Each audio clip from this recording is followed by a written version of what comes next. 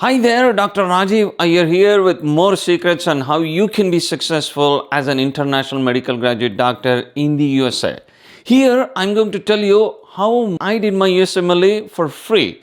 Importantly, I'm going to tell you how you can do exactly the same and save a lot of money. Let's do this together.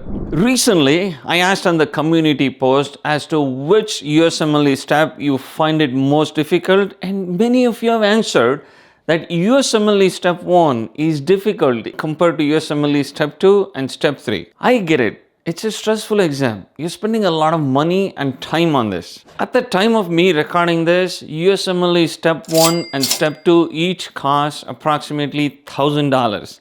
And Step 3 is even more. If you're outside the USA, you have to travel to the USA to take Step 3.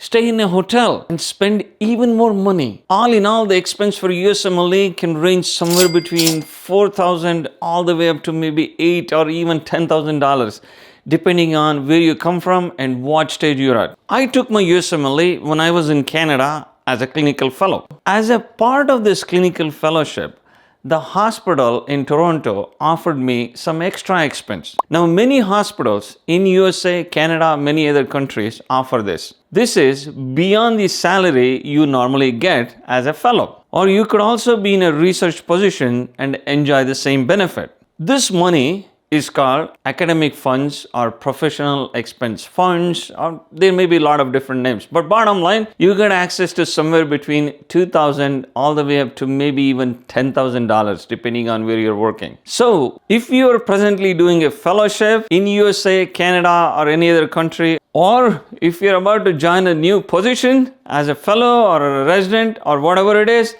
do ask your hospital if they're providing any of this expense. Now let's assume you have access to this expense. So the way this works is you speak to the person in your department who is in charge of these funds, explain them that you're going to take USMLE, and if they're willing to support your USMLE exam and your study materials through those funds.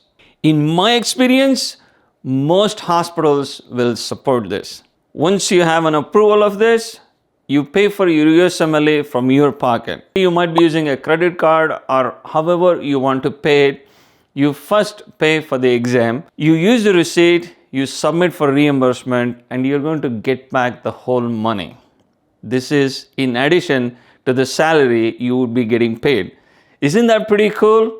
The fund doesn't stop here. You can even use this for traveling to the USA to take Step 3 exam, and you have to stay in a hotel for a night because Step 3 is a 2-day exam. You could even ask for your airfare and your hotel stay to be reimbursed through these funds. On top of all this, you could even buy books from it. Let's say you need to buy first aid for your USMLE Step 1, Step 2, or any other book that you want, or other softwares like the USMLE World, Sketchy, or any other software of your choice.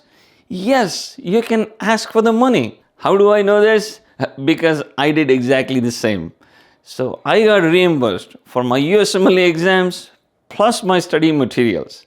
Isn't that cool that I did my USMLE for free? If you found any value with this little secret, make sure to hit that like button there. Now that you know how to do USMLE for free, the next thing I recommend is how can you integrate artificial intelligence like ChatGPT into your USMLE preparation so you become successful with your USMLE test scores. I have a video exactly for that I have left it here.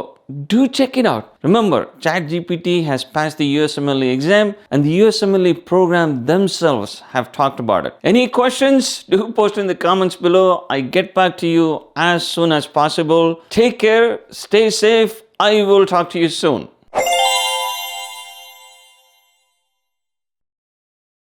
Step 1 is difficult even compared to USMLE Step 2 and Step 3. I get it.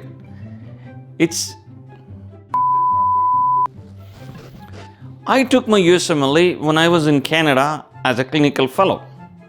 Now, when I was a clinical fellow, as a part of this clinical fellowship, so if you are presently doing a fellowship in USA, Canada, or any other country,